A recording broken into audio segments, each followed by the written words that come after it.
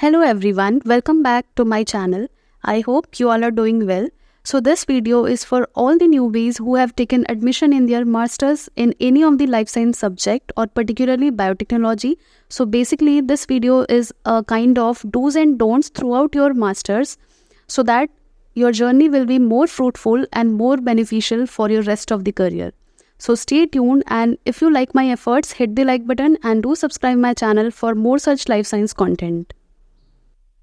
So our today's video is based on these pointers, that what are the different subjects, and after that what are the different reference book you have to study throughout your semesters. Apart from that, I will also provide some of the efficient strategies that you can follow to score good marks so that this will be equally good for your career opportunities, like for job related and for other aspects as well. That I will also let you know that how you can learn so many vital skills that is very much required if you want to get hired in any biotech MNCs or any other academic institutions. And apart from that, I will let you know about the internship and dissertation related doubts. So stay tuned, and believe me, this video is only for you and this video will resolve all your queries. Still, if you have any doubt, you can write in the comment section. I will be happy to reply. So do watch till the end.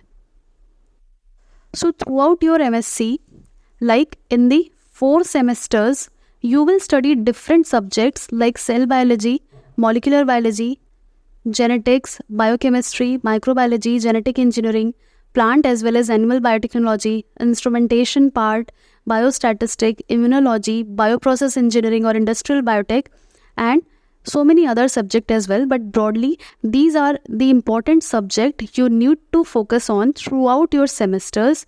And I will also provide that which book you have to refer for all these mentioned subjects. So for the cell biology as well as molecular biology, you can refer this molecular biology of the cell by Alberts, and also the cell a molecular approach by Cooper, and also one book is Karp. Apart from these 3 books, there are 2 more. It is the molecular cell biology by Lodish, and also you can refer the Weaver molecular biology. All these books are very much important in terms of their content, illustrations, diagram, flowcharts. All these are very much important. Now, I would like to share one major don'ts of your MSc is that you don't have to refer any local books that has only limited amount of content, and that too is not sufficient for your examination perspective. And also उन books में बहुत सारी information जो है वो या तो incomplete होता है या most of the time printing mistake, some errors are there. So I will recommend कि आप शुरू से ही फर्स्ट सेमेस्टर से ही स्टैंडर्ड बुक्स पढ़ने का हैबिट डालिए, ताकि आपको एक एक लाइन भी समझ में आए. बहुत सारी प्रॉब्लम्स आप लोगों के साथ में हो सकती है, like most of the students are from Hindi background in their bachelors, but you have to write your exam in English in your MSc. First year से ही आप हैबिचुएट हो जाएंगे अपने रेफरेंस बुक से, जो कि पूरी तरह से प्योरली इंग्लिश बेस्ड होता है. So you will be able to write it down properly in your answer sheet as well. So my only recommendation is कि हर सब्जेक्ट के लिए आप स्टैंडर्ड बुक्स रेफर कीजिए. And the myth associated with standard books are they are very much difficult, the language is difficult. This is not so. Trust me, आपके पास एक ही book का ऑप्शन तो है नहीं. एक सब्जेक्ट के लिए, जैसे मैंने अभी मॉलिक्यूलर एंड सेल बायोलॉजी के लिए 5 बुक्स बताया यहाँ पे, तो हो सकता है अगर आपकी चॉइस है कि आपको कूपर से पढ़ना है, आपको कूपर से ज़्यादा समझ आ रहा है, सो वेल एंड गुड, आप उसको पढ़िए. अगर आपको उस बुक से समझ नहीं आ रहा है, you are not able to get it from the book due to its language और any more technicalities, so you can refer any other book. So there are so many books, and as per my experience, all are drafted in a well defined manner. अब वो अपना personal opinion होता है कि कुछ books हमें tough लगती हैं as per the layout, language and all, but all these books have so many important diagrams, flowchart, illustrations that will help you to make your concept clear in a very creative and easy way. So the first tip is always refer standard books rather than any local books, because this will clear your concept and this will build a basic understanding of the vital topics that are asked directly in the CSIR and any other examination. I will discuss it later. And also my recommendation to all of you is, don't just blindly follow the Google because अगर आप कोई topic Google पे search करते हैं बहुत सारा content आता है and that content is unfiltered मतलब आपको नहीं पता कि वो कंटेंट सही है या नहीं है. सो अगेन माई सजेशन और रिकमेंडेशन विल बी कि आप स्टैंडर्ड बुक्स पर रिलाई कीजिए बिकॉज दे आर 100% ट्रू. बहुत लेटेस्ट एडिशन भी आते हैं तो आपको अपडेटेड इन्फॉर्मेशन भी इन्हीं सारे बुक्स में मिल जाएगा. Now let's see other books. So for the genetics you can refer this Benjamin और the Gardner book. And also for the biochemistry, this is the Bible of biochemistry, that is the Lehninger. And apart from that, you can also refer the Word and Word biochemistry book. These two books are sufficient. Lehninger book is very much easy and in simple language, so you can also refer this book. For plant biotechnology, you can refer the H.S. Chawla and also the Bhojwani and Razdan. And for the microbiology, you can refer the Brock, Biology of Microorganisms. And also you can refer the Prescott book, which is also a book of microbiology. Now apart from that, for genetic engineering you can refer the Glick, which is very good for the bioprocess engineering, or for the industrial biotechnology you can refer Schuler and Kargi and Stanbury and Whitaker. All these books are good. इसके अलावा अगर आपको immunology पढ़ना है, so for immunology you can refer the QB or the Royd Essentials of Immunology. सो इनमें से अगर कोई भी बुक आपको चाहिए you can write it in the comment section और you can join my Telegram. I will provide it there. So these are the books. यानी आपको सब्जेक्ट पता चल गया कि क्या क्या आपके सब्जेक्ट होंगे पूरे 4 सेमेस्टर में, एंड आपको पता चल गया कि आपको बुक्स कौन से रेफर करने हैं. Now a basic question of all the student is that how to prepare a subject or a particular topic from a reference book. So firstly you have to decide that which book you have to refer. जैसे मैंने cell biology या molecular biology के लिए बताया कि you have 5 standard books, उनमें से आप किसी भी एक को रेफर कर सकते हैं या फिर 2 को. My personal recommendation to you is either refer the 1 book और 2 book, not more than that, because this will create so much of confusion as well as it will take your essential time that is required to prepare for the other subject as well. अगर आप सोचते हैं कि multiple reference book से आप पढ़ेंगे तो आपके बहुत अच्छे मार्क्स आएंगे, so you are doing the biggest mistake, trust me. Because अगर आपने एक सपोज आप सेल बायोलॉजी के लिए कूपर रेफर कर रहे हैं एंड जो सेकेंड बुक आपने रखा है साथ में वो रखा है कार्प. So both this books are more than sufficient to clear your any topic regarding the cell as well as molecular biology. Because इनमें जो कंटेंट दिया है वो बहुत ज़्यादा क्लियर एंड बहुत ज़्यादा एफिशिएंटली एक एक पॉइंट दिया है, एंड उनका जो रिप्रेजेंटेशन है वो भी बहुत ज़्यादा प्रॉपर है. सो आपको कोई भी डिफ़िकल्टी नहीं आएगी. सेकेंड पॉइंट, अगर आप मल्टीपल बुक्स रेफ़र कर रहे हैं तो आपको उतना टाइम देना पड़ेगा उसका कंटेंट पढ़ने के लिए.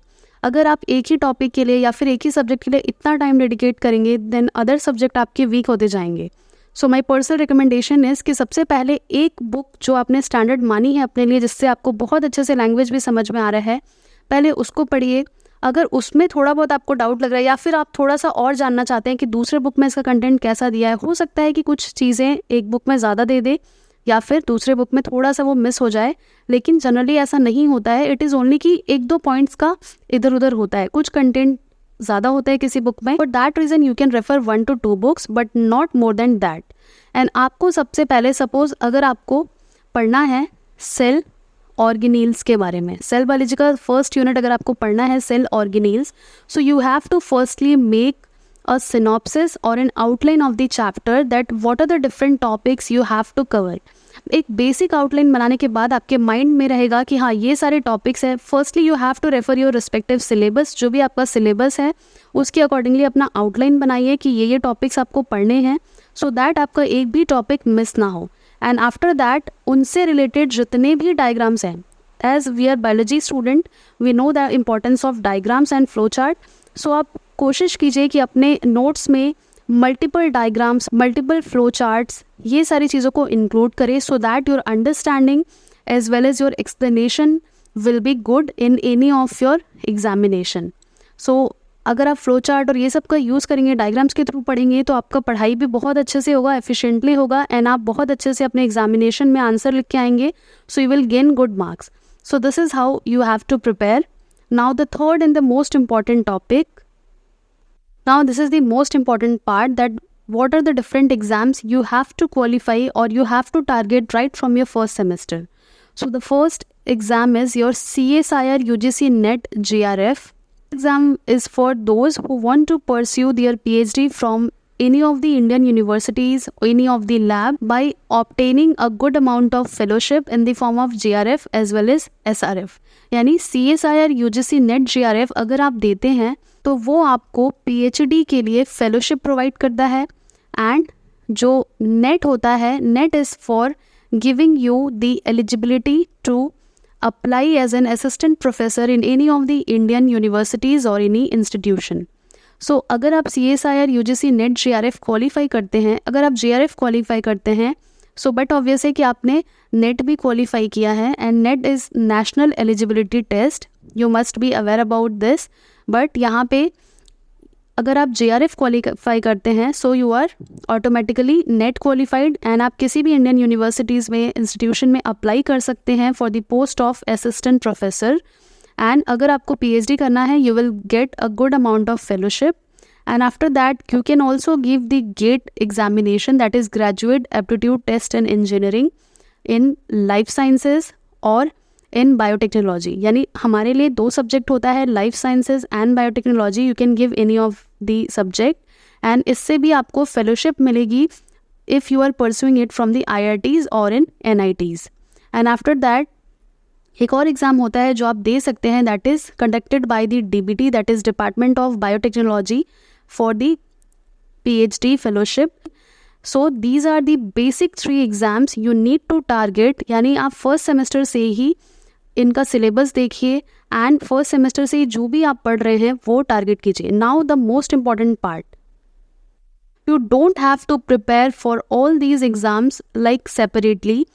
You only have to prepare for your MSc. यानी आपके जो भी सेमेस्टर में जो भी सब्जेक्ट्स हैं, आपको उनको बहुत थरली पढ़ना है. यानी अगर आप फर्स्ट सेमेस्टर से ही स्टैंडर्ड बुक्स पढ़ रहे हैं, स्टैंडर्ड बुक्स रीड करने की आपकी हैबिट हो गई है, so you only have to prepare an efficient notes. And notes बनाने के बाद आपको प्रीवियस ईयर क्वेश्चंस सॉल्व करने हैं अलग अलग एग्जाम के. If you are targeting CSIR, then solve the question of CSIR and also you can solve the questions of GATE. It is not like कि अगर आप CSIR दे रहे तो आपको CSIR का ही करना है, because the syllabus is almost same. Life sciences ही रहता है ब्रॉडली, थोड़ा बहुत माइनर डिफरेंस रहता है exam to exam, but the major is life sciences का सिलेबस निकाल लीजिए आप. CSIR का अगर आप प्रिपेयर करेंगे, you will be prepared for GATE and DBT as well. So my only advice is कि आप हमेशा फर्स्ट सेमेस्टर से ही टारगेट कीजिए कि आपको जैसे ही आप एलिजिबल होते हैं in final year, you will be eligible for all these exams.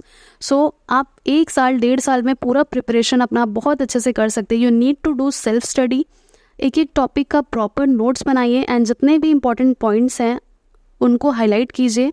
ये सारी इन्फॉर्मेशन मेरे चैनल पे और भी वीडियोज़ हैं, I will provide the link, you can watch that video and you will gain insights of how to prepare notes और how to prepare for any competitive exams by yourself only. You don't need any coaching or any kind of assistance, only just enough if you have the standard book. If your basics are clear, then you are good to go. So these are the exams you can target. And apart from that, now the most important part is internship or dissertation. Now if you are a life science student, now internship and dissertation is the backbone if you want to apply in any of the industries.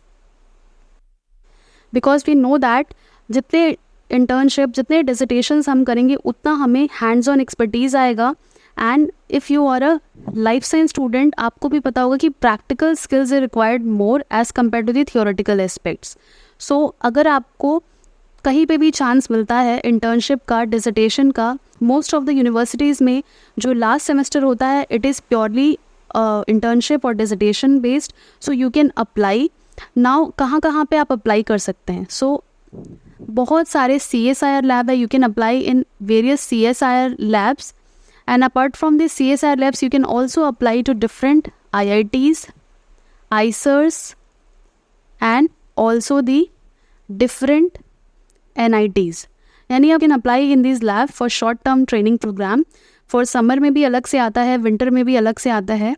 So internship and dissertation करने से आपकी जो research skills हैं, that will be enhanced and you will B able to recall that how you have to plan an experiment if you want to go further in research, how to write an academic research paper, and also you will be capable of knowing the basics of research procedure, यानी एक research कैसे carry किया जाता है, कैसे पूरा complete किया जाता है, and after that all those writing skills and drafting skills will be enhanced if you will pursue your internship और डिजिटेशन.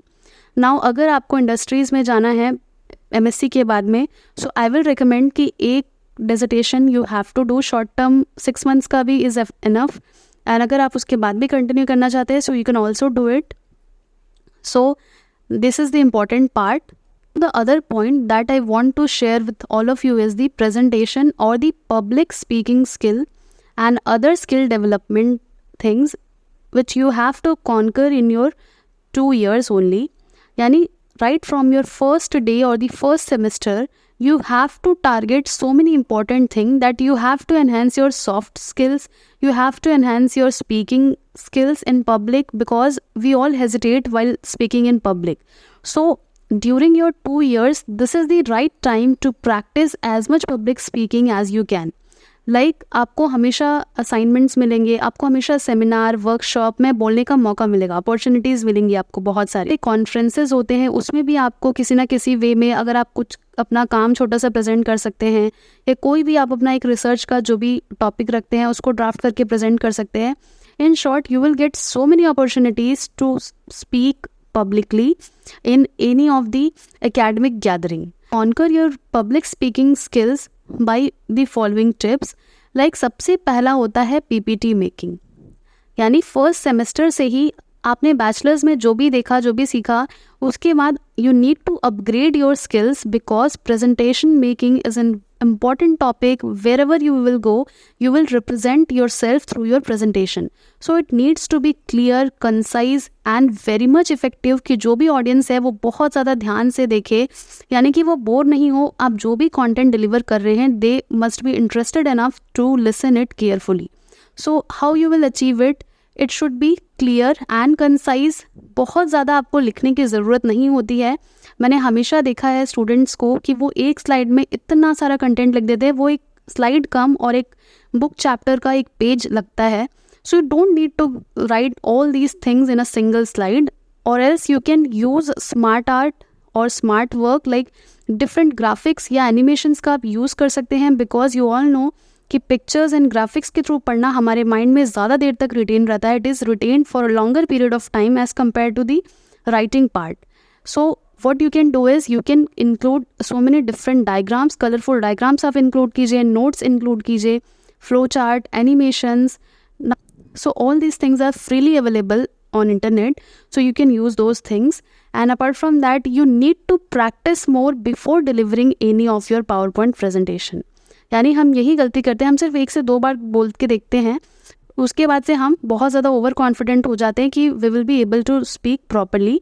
बट हमें 1 से 2 बार प्रैक्टिस करनी चाहिए. If you are a new student, यानी मोस्ट ऑफ द जो student रहते हैं उन्हें हैबिट नहीं होती है, बिकॉज बैचलर्स में उतने प्रेजेंटेशन हम नहीं देते हैं as compare to the masters. So you need to master that skill. अगर आप पहली बार दे रहे हैं वो उतना अच्छा नहीं हो रहा है, सो इट डजेंट मैटर. आपको स्टेप बाय स्टेप करके ग्रोथ करना है, यानी आपको पावर पॉइंट बहुत अच्छा बनाना है, अट्रैक्टिव बनाना है, छोटे छोटे पॉइंट्स लिखने हैं, बुलेट्स, डायग्राम्स इंक्लूड करना है. You can also include some question to involve your audience as well. And apart from that, it should be a balance in between कि आप जो content deliver कर रहे हैं, आप जितना बोल रहे हैं वो आपकी slides में mentioned है या नहीं. So it needs to be balanced. And apart from that, you need to be confident while speaking. यानी जब तक आप खुद confident नहीं रहेंगे, आपकी audience जो है वो involve नहीं होगी आपके presentation में. So presentation is a very important skill that I have learned through my experience कि अगर आपको presentation deliver करने आ गया है, so through that only you will be able to speak anywhere, like किसी भी academic institution में you will be able to speak boldly and confidently. So this is the important part. Now the next part is, what are the strategies to make your journey more fruitful so that it will be easier for you to grab any job or any other future aspects. So these are some tips and tricks you can follow to make your journey more fruitful and beneficial for rest of your career. So the first tip is always refer only standard books, because this will clear your concept.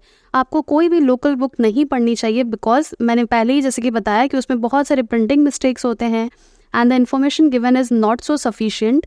And apart from that, you should give multiple test and quiz so that your concept will be cleared. यानी जितना आप question practice करेंगे आपको पता चलेगा कि through question you will be able to know that whether the theory read by you is sufficient or you need to read more from the book.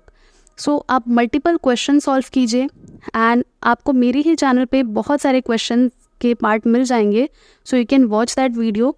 And apart from that you should take guidance from the concerned person. अगर आपको कोई भी चीज़ें समझ में नहीं आ रही हैं, राइट फ्रॉम दी कोई सिलेबस की चीज़ समझ में नहीं आ रही है या फिर आपको कुछ भी पता नहीं चल रहा है कि ये कैसे करना है, so you need to learn from your concerned person. यानी आप अपने प्रोफेसर से पूछ सकते हैं, अपने सीनियर्स से पूछ सकते हैं, because every question of a student should be answered. I believe in that कि जो भी क्वेश्चन माइंड में आ रहा है स्टूडेंट के, वो हमेशा आंसर उसका मिलना चाहिए. So you need to take the initiative by your self only. अगर आपके मन में कोई भी डाउट है और आपको लग रहा है कि जो सामने वाला पर्सन है वो इसका आंसर जानता है, so go and ask them politely, they will definitely answer them.